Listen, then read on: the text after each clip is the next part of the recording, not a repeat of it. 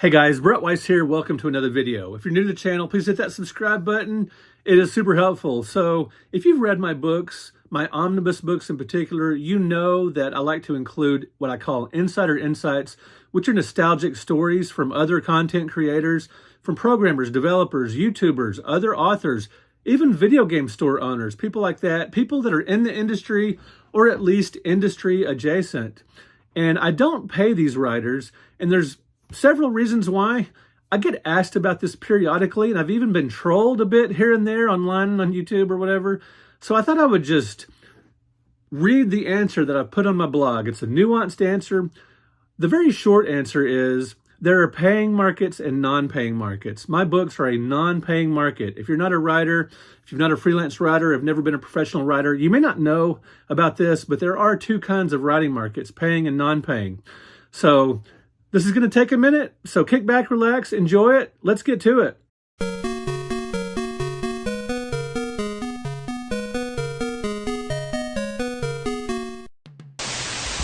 All right, as Dak Prescott might say, here we go! Why I don't pay the contributing writers for my retro gaming books. Greetings, I've been asked by various people online why I don't pay the contributing writers for my retro gaming books, my NES and SNES Omnibus volumes in particular. It's a fair question, and one I'm always happy to answer, since it seems to be an ongoing concern with certain people, and in fact, some keyboard warriors have been downright hostile about it. I've provided a longer explanation here. For those who aren't in the writing business, you may not know that there are two kinds of writers' markets, paying and non-paying. It's always been this way, and you can find writers' guidelines for both online and in magazines and books. During the 90s and early 2000s, when I was still learning my craft, I gladly wrote for several non-paying markets, including Classic Gamer Magazine, Scary Monsters Magazine, and a couple of other publications. I did this to support the magazines, to get my name out there, and to help hone my writing skills. To get good, writers must write. A lot. It's hard work, but it can be a lot of fun when you're writing about your favorite hobbies. In recent times, I've written for free for a handful of projects. Yes, I've written for free as well, even recently, including my memory of meeting Walter Day for the first time for Todd Friedman's Walter Day's Gaming Superstars Volume 2. Todd, a good friend of mine, told me up front that it was a voluntary project, and I happily wrote the story for free. It was fun recalling the time of how I met Walter at the Classic Gaming Expo in Las Vegas and putting it down on paper. For Rob Strangeman's Memoirs of a Virtual Caveman, I was happy to contribute 2 nostalgic stories for free. Yes, 2, for free. Like Todd, Rob is a great dude, and I wanted to help him out and appear in a great book at the same time. Win-win. There are other retro gaming books out there, some that you guys have heard of, some that have sold more copies than mine, many more copies in fact, that are non-paying markets for contributing writers as well. My omnibus books are hardly alone in this regard. When it came time to solicit contributing writers for my first omnibus book, the SNES Omnibus Volume 1, I quickly decided it would be a non-paying market. And of course, I told the writers up front. I was looking for authors, YouTubers, programmers, store owners, and others in the industry who wanted to tell nostalgic stories about some of their favorite and most memorable video games for the sheer enjoyment of recalling these great times. They were welcome to include critiques with their stories, but I didn't really need them to actually review the games. I primarily wanted them to help capture the culture of gaming, particularly the SNES during the 1990s. Although more recent stories are certainly accepted. Of course, there were pragmatic reasons for my making the omnibus books a non-paying market. With 79 contributing writers on the SNES Omnibus Volume 1 alone, most of whom wrote multiple stories, it would have been cost prohibitive to make it a paying market. As a full-time freelance writer at the time, this made the most sense to me. During the writing of the omnibus books, it took a ton of time away from my primary and more profitable job of being a journalist for various magazines and newspapers. In short, each book was a passion project. The books have sold very well, thankfully, but all things considered, I made the correct business decision. Regarding the contributing writers who have done the yeoman's work of telling these stories, they have done an amazing job, and I'm incredibly thankful. Really grateful. And virtually all of them I've spoken with have been thrilled with how the books have turned out.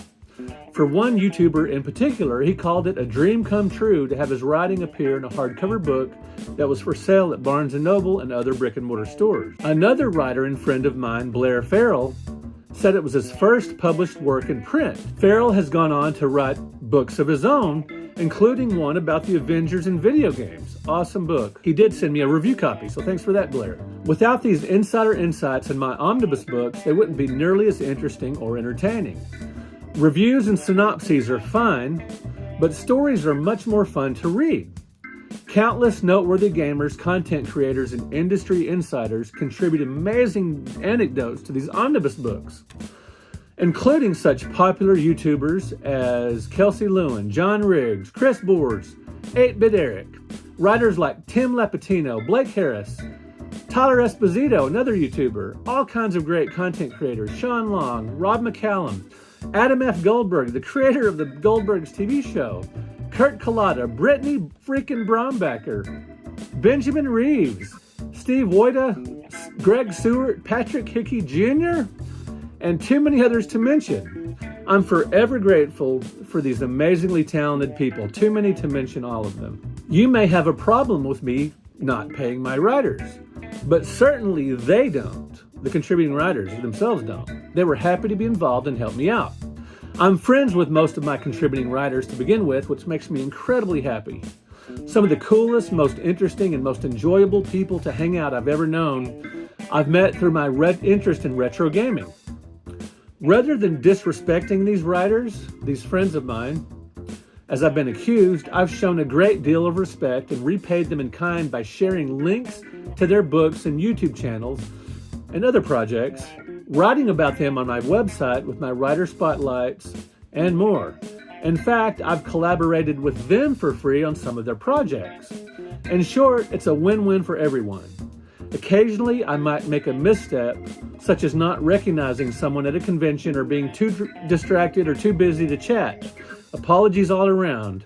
There's one writer for the project in particular that I sort of dismissed or didn't understand or couldn't hear well, or I was busy at my table. I don't know what happened, but I apologize about that.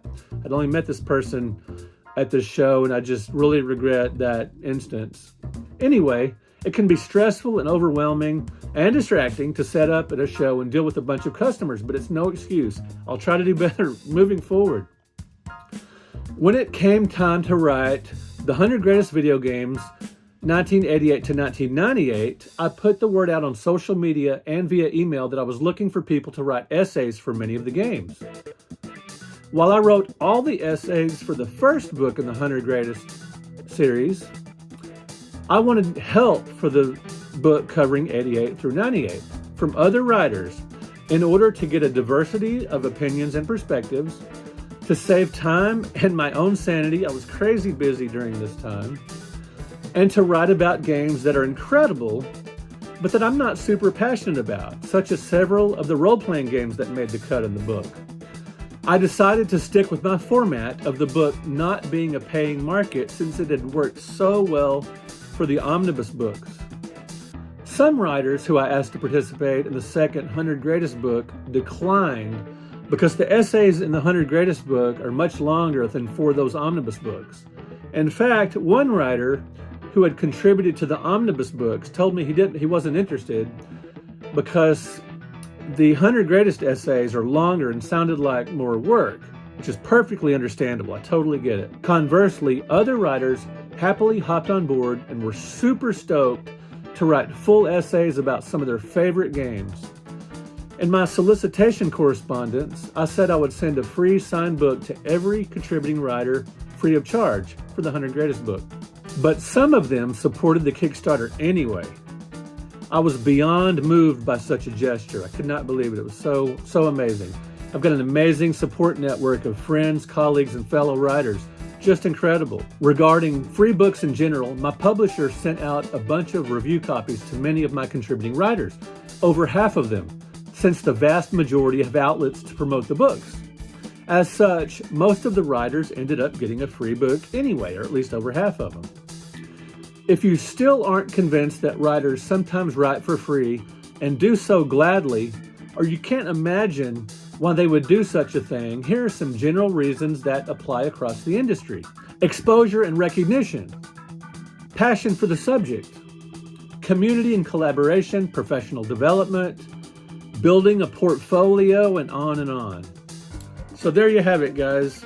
If you've wondered for some time now why I don't pay my contributing writers, or you just wanted to know a little bit more about professional writing or the writing business in general, or if you were just curious about this topic, or if you haven't read my books at all, I hope you'll check them out at brettweisswords.com.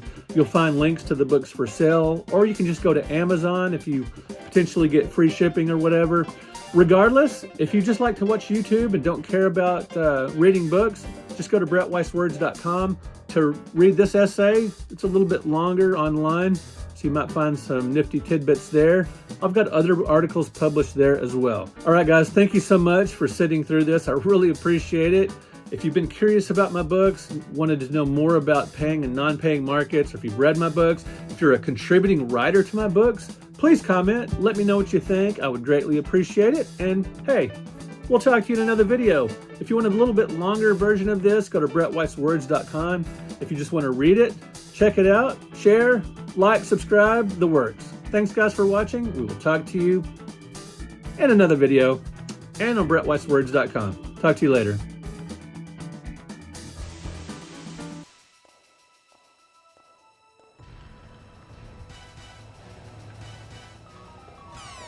It's me, Mario! Here we go!